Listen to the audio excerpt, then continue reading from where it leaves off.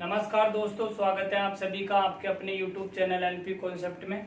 दोस्तों मैं आशा करता हूं कि आप सभी अच्छे होंगे। और दोस्तों अपना जो टॉपिक चल रहा था वो चल रहा था प्रॉफिट एंड लॉस, यानी कि लाभ हानि। लाभ हानि में हमने 3 पार्ट पढ़ लिए हैं दोस्तों। आज हम पार्ट चौथे की चर्चा करेंगे।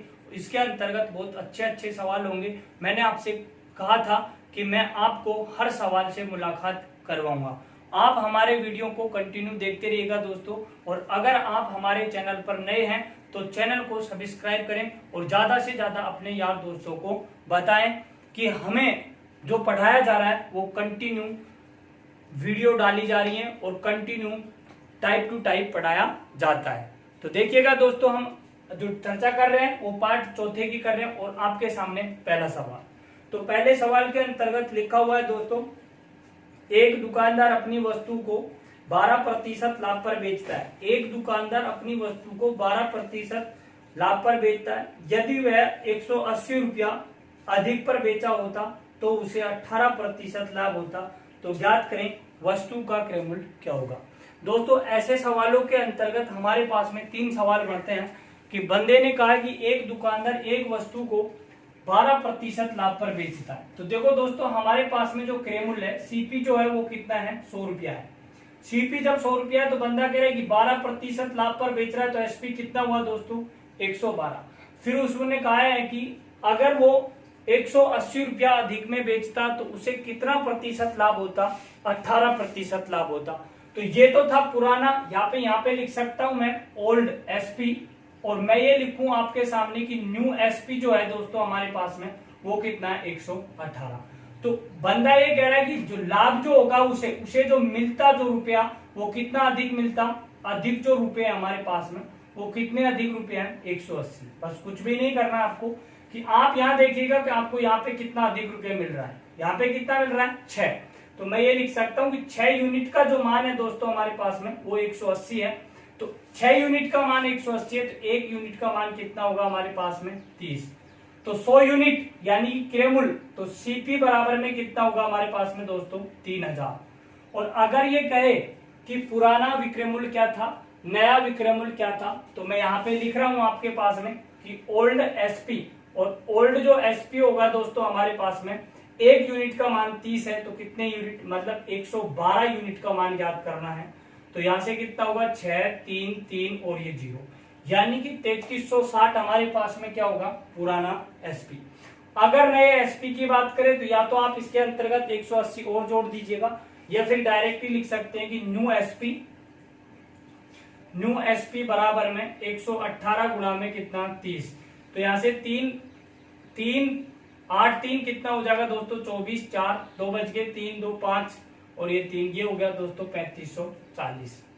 तो सवाल के अंतर्गत कुछ भी नहीं था। ये जो सवाल जो है ये ग्रुप डी जो छोटे लेवल के एग्जाम होते हैं, ग्रुप डी है, एनटीपीसी है और एसएससी जीडी है, आ जाता है और आता रहता भी है। तो अगला सवाल लेंगे दोस्तों यहाँ से। तो यहाँ से 3 सवाल निकलते हैं। 3 सवाल के अंतर्गत जो अलावा जो है वो कोई भी सवाल नहीं पड़ता है हमारे पास में। तो ज्यादातर जो पूछा जाता है, जो सवाल वो पूछा जाता है क्रय मूल्य वस्तु का क्या होगा, ठीक है। बट मैंने आपको तीनों सवाल करके बता दिए हैं। तो अगला सवाल लेंगे, और अगला सवाल के अंतर्गत लिखा हुआ है दोस्तों, एक दुकानदार अपनी वस्तु को 7% हानि पर बेचता है। यदि वह 640 रुपया अधिक पर बेचा होता तो उसे 9% का लाभ होता। तो वस्तु का क्रय मूल्य ज्ञात करें। वस्तु का क्रय मूल्य ज्ञात करें। नया विक्रय मूल्य क्या होगा, पुराना विक्रय मूल्य क्या होगा, मैंने आपको बता ही दिया। इसी तरीके से ये चीजें निकालेंगे। तो कहा गया हमारे पास में कि एक दुकानदार है, वो एक वस्तु को कितने प्रतिशत की हानि पर बेच रहा है, वो बेच रहा है 7% हानि पर। फिर कहा गया कि अगर 240 रुपया अधिक पर बेचा होता तो उसे 9% लाभ होता। आप कुछ भी नहीं, आप डायरेक्ट भी जा सकते थे। तो यहां से देखो वस्तु का क्रय मूल्य कितना है, सीपी हमारे पास में 100 है, तो एसपी जो है हमारे पास में ये ओल्ड एसपी है हमारे पास में 7% हानि पर, तो ये कितने पे, 93। तो ये कितना हो जाएगा, 93%। ये कितना हो गया, 100%। और अगर मैं बात करूं न्यू एसपी, नया एसपी की, तो 9% लाभ होता है, तो ये कितना होगा, 109%। अब आप देखो कितना अधिक मिल रहा है, तो यहां से हमारे पास में कितना अधिक मिल रहा है 16%। तो मैं लिख सकता हूं कि 16% बराबर में 640 रुपया। तो 1% जो बराबर है वो कितना होगा दोस्तों 40। 1% बराबर 40 होगा, तो दोस्तों 100% बराबर हमारे पास में कितना होगा 4000। कितना होगा 4000। अगर अब हमें ज्ञात करना है कि पुराना विक्रय मूल्य क्या है, तो 4000 गुणा में कितना 93 बटे में कितना 100। फिर अगर न्यू एसपी ज्ञात करना है तो 4000 का 109 बटे में कितना 100। ये चीजें निकाल के हम 3 सवालों के जवाब आसानी से दे सकते हैं। ठीक है, अगली बात,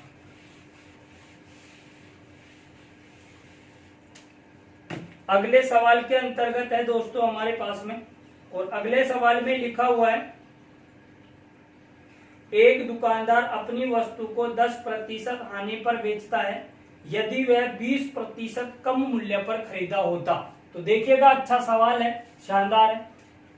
यहाँ पे वस्तु का जो क्रय मूल्य है वो कितना है दोस्तों हमारे पास में, सीपी जो है वो कितना है 100 है। एक दुकानदार अपनी वस्तु को 10% हानि पर बेचता है, तो यहाँ पे हमारे पास में 10% अगर हानि पर बेचेगा तो एसपी कितना होगा दोस्तों 90% क्या होगा एसपी होगा। फिर आगे क्या कहा गया है, यदि वह 20% कम मूल्य पर खरीदा होता। तो 100 रुपए में खरीदी, 20% कम मूल्य पर खरीदेगा, तो ये खरीदी कितनी उसने, अब नया एसपी कितना है हमारे पास, सीपी कितना है 80%। 20% कम मूल्य पर खरीदा होता तो कितना खरीदता कितने की 80% की। कितने की खरीदता दोस्तों 80% की। 20% कम मूल्य पर खरीदा होता तो 55 रुपया अधिक मूल्य पर बेचा होता, तो उसे 40% का क्या होता दोस्तों लाभ होता। तो अब आप यहां देखें कि सीपी हमारे पास में 80% पे खरीद रहा है, 40% लाभ हो रहा है, तो 80 गुणा में 140 बटे में कितना 100, 2 जीरो से 2। अगर मैं 8 गुणा कितना करता हूं 14, तो कितना होगा दोस्तों 112। 112 की यहाँ बिक्री है और यहाँ कितने में बिक्री है हमारे पास में 90। तो अब आप ये बताइएगा कि कितना अधिक में बिक्री है। तो यहाँ पे दोस्तों हमारे पास में बिक्री है 22 रुपया अधिक में बिक्री है। तो 22% अधिक में बिक्री है, तो प्रश्न में क्या दिया है 55 रुपया अधिक में बिकती। तो 11 से कितना 2 और 11 से कितना दोस्तों 5, तो 1% बराबर लिख सकता हूं मैं आपके पास में 5 बटे में कितना 2, और 100 का अगर मान ज्ञात करूंगा तो गुणा में कितना 100। तो 2 1 और 2 कितना 50, 50 गुणा 5, तो ये हो गया दोस्तों 250। तो मैं ये कह सकता हूं कि जो सीपी है हमारे पास में, जो सीपी बराबर है वो कितना है 250। अगर ये कहे कि पुराना विक्रय मूल्य क्या है, तो 250 गुणा में कितना 90 बटे में कितना 100। नया विक्रय मूल्य कहा जाए हमारे पास में तो 55 रुपया और जोड़ दीजिएगा इसके अंतर्गत, या फिर आप डायरेक्ट भी निकाल सकते हैं 250 का कितना 112 बटे में कितना 100। इस तरीके से ये सवाल जरूर 100% लगभग हर एग्जाम में आता रहता है। तो इसी टाइप का एक सवाल और लेता हूं मैं, एक तो अधिक से होता है और एक होता है कम से। तो ये मैं आशा करता हूं दोस्तों ये चीज आपको समझ में आई होगी।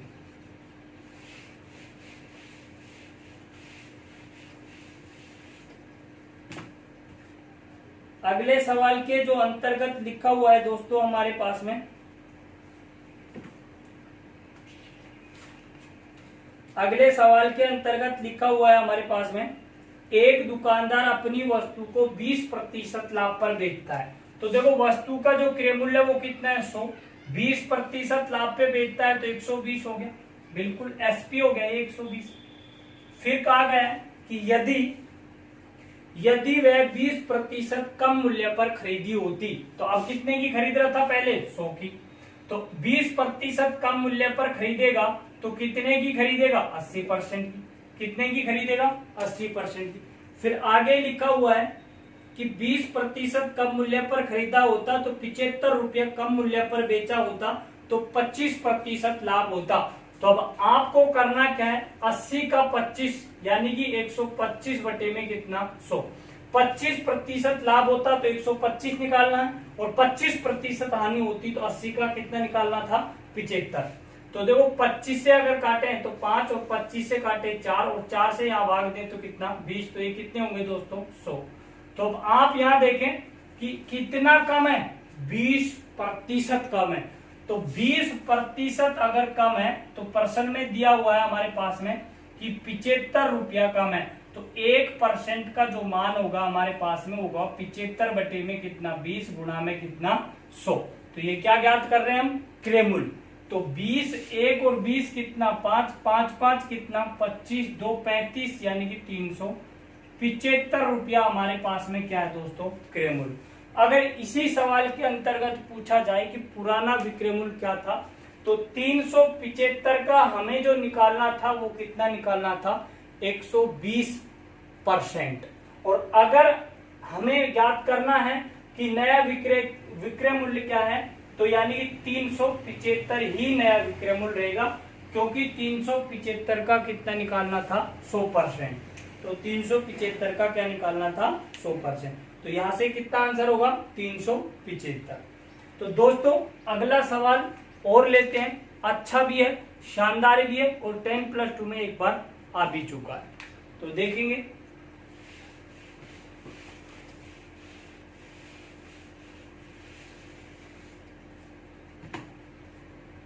सवाल के अंतर्गत लिखा हुआ है दोस्तों, एक दुकानदार अपनी वस्तु को 20% लाभ पर बेचता है।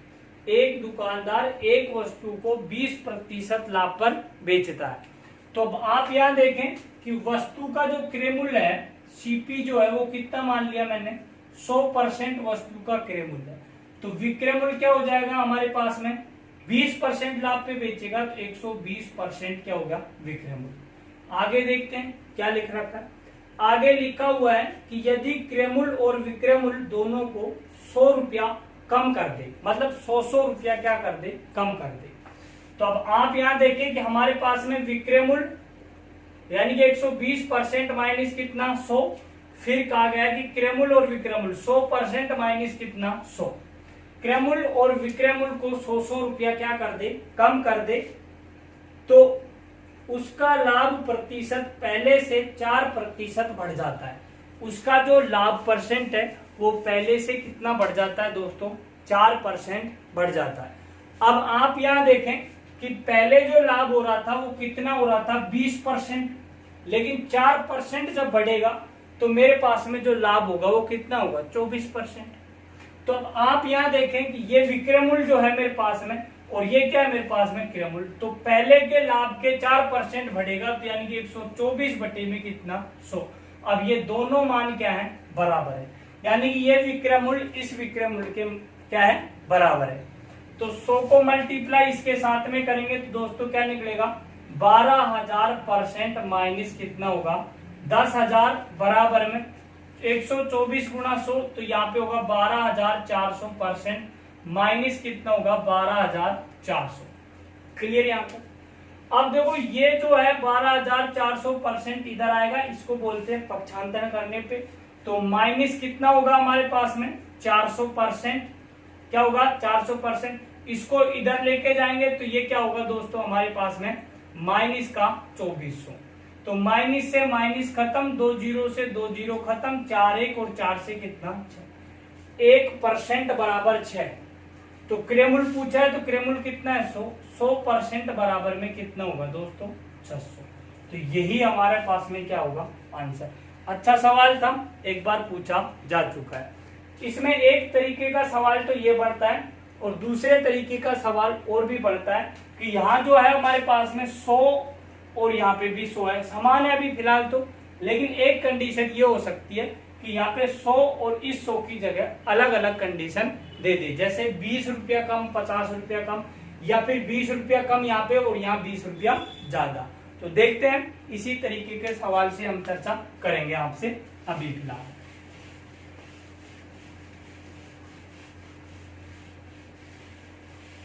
लो, अगला सवाल है कि एक दुकानदार अपनी वस्तु को 20% लाभ पर बेचता है। तो देखो वस्तु का जो क्रय मूल्य है हमारे पास में वो कितना है भैया 100% है। तो एसपी कितना होगा हमारे पास में 120%, क्योंकि लिखा हुआ है कि 20% लाभ पर बेचता है। आगे चलते हैं। आगे लिखा हुआ है कि यदि वह क्रय मूल्य और विक्रय मूल्य को क्रमशः 10 रुपया और 5 रुपया कम कर देता है। क्रय मूल्य को कितना करेगा 10 रुपया और विक्रय मूल्य को करेगा 5 रुपया। तो विक्रय मूल्य 120% माइनस 5 रुपया क्या हो गया दोस्तों, ये तो हो गया कम, ये तो विक्रय मूल्य होगा। और क्रय मूल्य को कितना करेगा, क्रय मूल्य को करेगा 10 रुपया कम। कितना करेगा 10 रुपया कम। आगे पढ़िएगा। तो उसका लाभ प्रतिशत पहले से 10% क्या हो जाता है, बढ़ जाता है। तो पहले लाभ कितना था हमारे पास में 120, 10% बढ़ेगा तो अब क्या होगा हमारे पास में 130 बटे में कितना 100। तो ये दोनों इक्वेशन क्या होगी बराबर। 100 को इसके साथ में मल्टीप्लाई करूंगा तो ये होगा 12,000% माइनस कितना होगा 500 बराबर में, यहां से कितना होगा हमारे पास में 13,000 माइनस कितना होगा 1300। ये बात आपको समझ में आई। अब आप देखो इसको इधर से पक्षांतरण करेंगे तो ये क्या होगा माइनस कितना होगा मेरे पास में 1000, ये परसेंट है, 1000% बराबर में क्या होगा ये इधर जाएगा तो ये कितने होंगे दोस्तों 800, ये माइनस के। तो माइनस माइनस कट के तो मैं कह सकता हूँ 1000% बराबर 800 है। तो भैया 100% बराबर में कितना होगा, 100% बराबर में कितना होगा 80। तो मैं ये कह सकता हूं कि वस्तु का जो क्रय मूल्य था वो कितना था हमारे पास में 80 रुपया। अगर हमें ज्ञात करना हो कि वस्तु का पुराना विक्रय मूल्य या नया विक्रय मूल्य, तो सेम प्रोसेसिंग वही होगी जो मैं आपको पीछे से बताता रहा हूं। तो मैं आशा करता हूं कि दोस्तों ये चीज आपको समझ में आई होगी कि इस वस्तु का जो क्रय मूल्य होगा वो कितना होगा 80 रुपया। ठीक है। बट आप जो अगला जो सवाल होगा हमारे पास में, अगले जो सवाल होंगे हमारे पास में उनकी हम नेक्स्ट वीडियो में चर्चा करेंगे। और इसी तरीके से आप हमारे साथ में प्यार बनाए रखिएगा। लेकिन अगर आप हमारे चैनल पर नए हैं तो चैनल को जरूर सब्सक्राइब करें, ज्यादा से ज्यादा अपने यार दोस्तों को बताएं। धन्यवाद।